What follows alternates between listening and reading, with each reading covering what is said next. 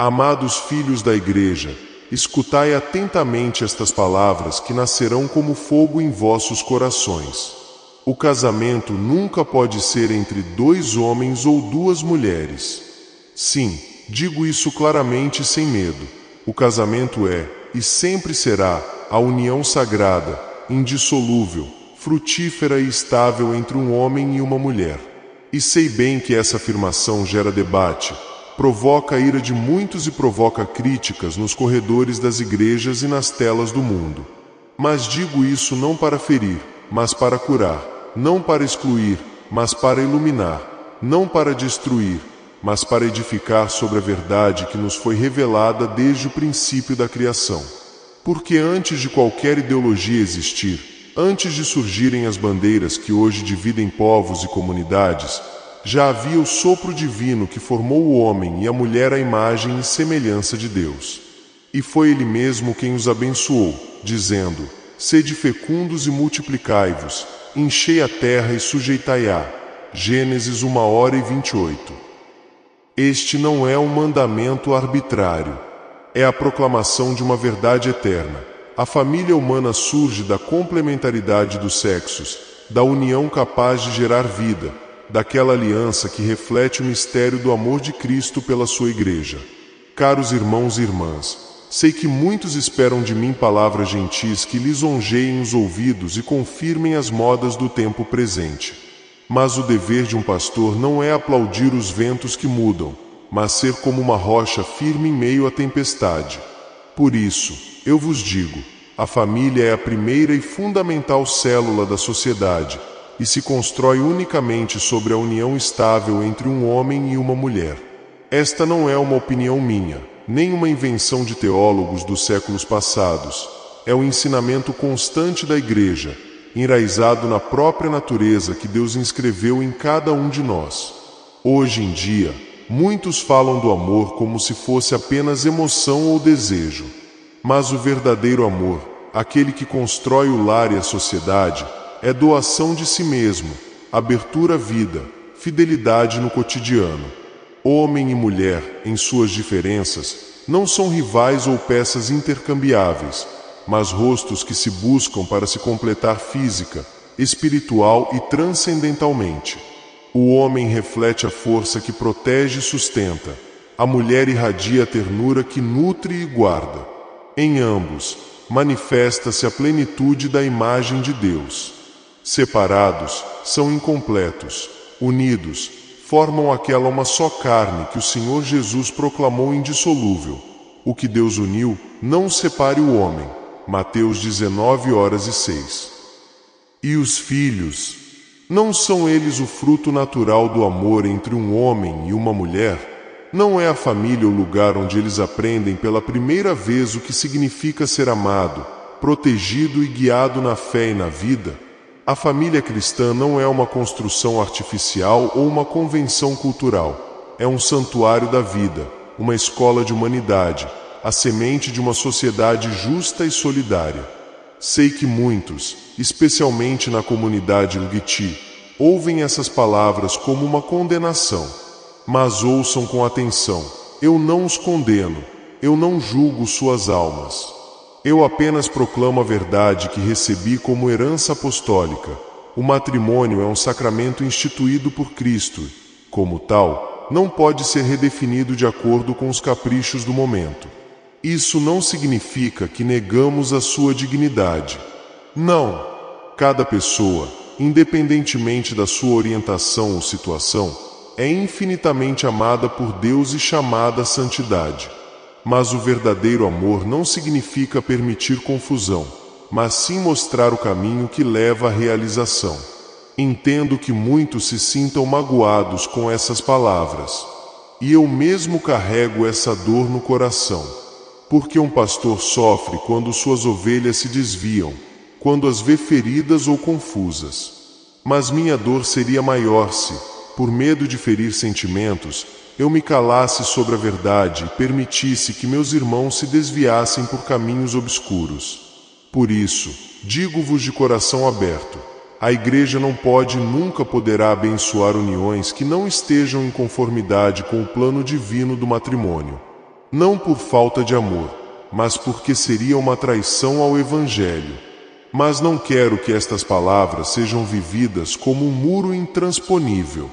Pelo contrário, são um convite a olhar para o alto, a buscar em Cristo a fonte de um amor que cura e transforma. Ninguém está excluído da misericórdia de Deus. Ninguém está além do seu perdão. Ninguém está privado da possibilidade de viver uma amizade sincera com Cristo, mesmo em meio a lutas e fraquezas. A Igreja abre seus braços a todos, como mãe. E esses braços também incluem filhos e filhas que sentem atração pelo mesmo sexo. O que a Igreja não pode mudar é a natureza do sacramento do matrimônio. Mas ela pode e deve acompanhar, acolher, ouvir e oferecer caminhos de fé, oração e comunidade. Meus filhos, sei que muitos de vocês compararam minha voz à do meu amado predecessor, o Papa Francisco. Alguns dizem que ele abriu as portas, e agora eu as fecho. Outros afirmam que ele demonstrou misericórdia, e agora eu trago aspereza. Permitam-me, então, falar com a clareza que o Espírito me inspira. Francisco, um homem de grande coração, procurou aproximar a Igreja das periferias, construir pontes onde havia muros, dizer palavras de conforto onde havia feridas. Ninguém pode negar seu desejo sincero de mostrar o rosto compassivo de Cristo àqueles que se sentiam distantes. E nisso, irmãos e irmãs, a verdade, porque o Evangelho é sempre um convite, sempre misericórdia, sempre acolhido. Mas devo dizer-lhes algo com ousadia: a misericórdia jamais pode ser separada da verdade. Uma misericórdia que abençoa o que Deus não abençoou deixa de ser misericórdia e se torna engano. Uma igreja que confunde ternura com concessão trai o Evangelho que lhe foi confiado.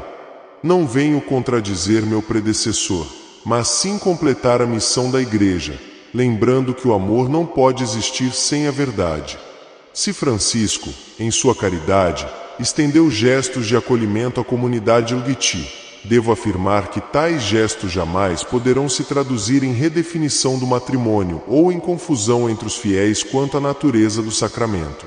O apóstolo Paulo disse com firmeza: se eu ainda quisesse agradar aos homens, não seria servo de Cristo. Gálatas 1:10. Esta é a tentação que sempre assedia a igreja, a tentação de se adaptar à moda, de ser aceito pelo mundo, de diluir as exigências do Evangelho para não perder popularidade. Mas o verdadeiro discípulo não mede suas palavras por pesquisas nem ajusta sua fé pelos aplausos dos poderosos. O verdadeiro discípulo, como um profeta, às vezes precisa dizer palavras que ferem, para que essas feridas se tornem portas para a cura.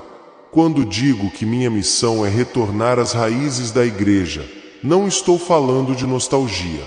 Estou falando de retornar ao Evangelho puro, ao depósito da fé que nunca muda. Culturas mudam, sistemas políticos se transformam, ideologias nascem e morrem, mas a palavra de Deus permanece para sempre. 1 Pedro 1:25. O casamento como união entre um homem e uma mulher não é uma invenção medieval ou um costume cultural. É uma raiz, um fundamento, uma revelação. Que ninguém confunda minhas palavras com desprezo por Francisco. Eu o amo como um irmão e o honro como sucessor de Pedro. Mas também devo lembrar ao mundo que nem mesmo o Papa pode mudar o que Cristo instituiu.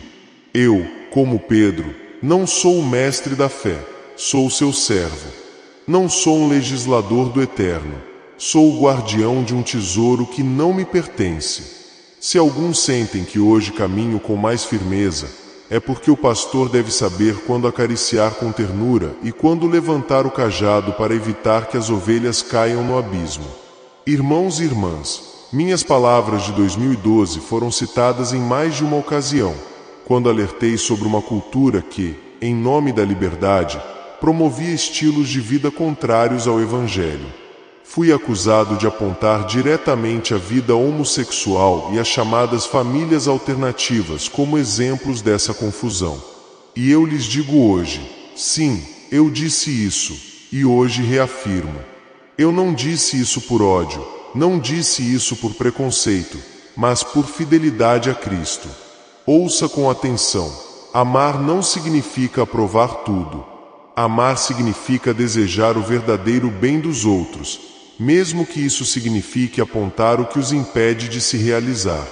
Um médico amoroso não se cala diante da doença. Ele a aponta para curá-la. Da mesma forma, quando a igreja aponta o pecado, ela não o faz para marginalizar, mas para abrir a porta à conversão e à graça. Hoje, promovem-se modelos de família que, embora nascidos de sentimentos sinceros, não correspondem ao plano de Deus. Casais do mesmo sexo adotam crianças, comunidades que negam a diferença natural entre os sexos, ideologias que ensinam às crianças que elas podem reinventar sua identidade como se fosse uma vestimenta que precisa ser trocada todos os dias.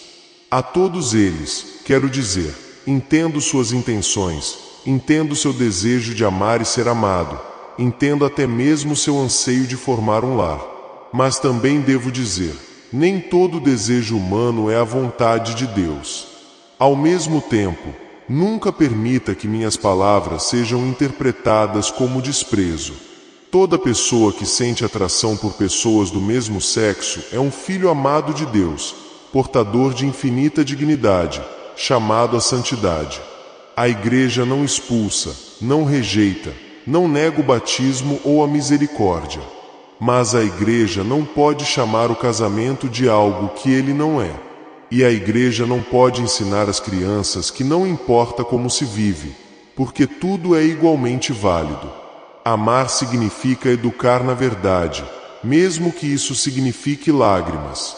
A vocês, filhos e filhas que se sentem parte da comunidade LGBT, eu digo, a igreja precisa de vocês, porque sua sede de amor é autêntica, sua busca por pertencimento é real, sua luta por dignidade é legítima. E em Cristo há espaço para todos. Convido você a caminhar conosco, não pela imposição, mas pelo diálogo, não pela condenação, mas pela verdade que liberta. O Senhor não pede o impossível, Ele pede corações abertos à sua graça. Amados, agora quero falar sobre algo muito importante, a diferença entre a doutrina que a igreja professa e o cuidado pastoral que a igreja pratica. Porque muitos confundem as duas. A doutrina é clara, imutável e fundamentada na revelação. O casamento é entre um homem e uma mulher. A prática homossexual não corresponde ao plano de Deus. Esta é a verdade da fé. Mas o cuidado pastoral é a arte de acompanhar, cuidar e acolher. E, nesse âmbito, a igreja não só pode, como deve, defender a dignidade de cada pessoa, incluindo aquelas que sofrem perseguição por serem diferentes. Recentemente, denunciei veementemente a injustiça de governos que deportam migrantes sem considerar sua dignidade, incluindo aqueles que, como um jovem gay perseguido em seu país, foram devolvidos a situações de violência. A esses governantes eu digo, cuidado, porque cada pessoa, independentemente da sua condição, traz o rosto de Cristo. E quando você expulsa um deles, você expulsa o próprio Senhor, que disse, eu era estrangeiro e vocês me acolheram. Mateus 25:35. Não se trata de excluir ninguém, mas também não se trata de agradar a todos. A igreja deve ser mãe, e uma mãe não rejeita seus filhos, mas também não os engana. Ela lhes diz a verdade com amor e os defende quando são humilhados. Assim, embora a igreja não possa abençoar uniões homossexuais, ela deve se manifestar quando uma pessoa LGBT é espancada, desprezada, presa injustamente ou tratada como lixo humano.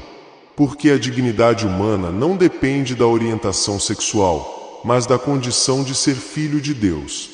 Caros irmãos e irmãs, percorremos juntos um caminho difícil, repleto de palavras que podem provocar debate e dor, mas também repleto de esperança. Hoje resumo a mensagem com a simplicidade de um pai. Item: a doutrina permanece. o casamento é entre um homem e uma mulher, e a Igreja não pode mudar essa verdade. O contraste com Francisco não é a divisão, mas a continuidade na diversidade de carismas. Ele mostrou misericórdia, devo lembrar da raiz. Os chamados estilos de vida homossexuais e famílias alternativas não correspondem ao plano de Deus, embora compreendamos o desejo humano de amar e ser amado. O cuidado pastoral é uma defesa da dignidade. Toda pessoa LGBT é filha de Deus e merece respeito, aceitação e cuidado. A visão do futuro é clara, uma igreja firme na verdade, mas aberta no amor, disposta a caminhar com todos rumo à santidade. Meus filhos, se minhas palavras alguma vez os feriram, lembrem-se de que as digo com amor. E se alguma vez os escandalizaram, saibam que o faço para que Cristo seja o único escândalo que nos transforma. Não temam a verdade, pois a verdade os libertará.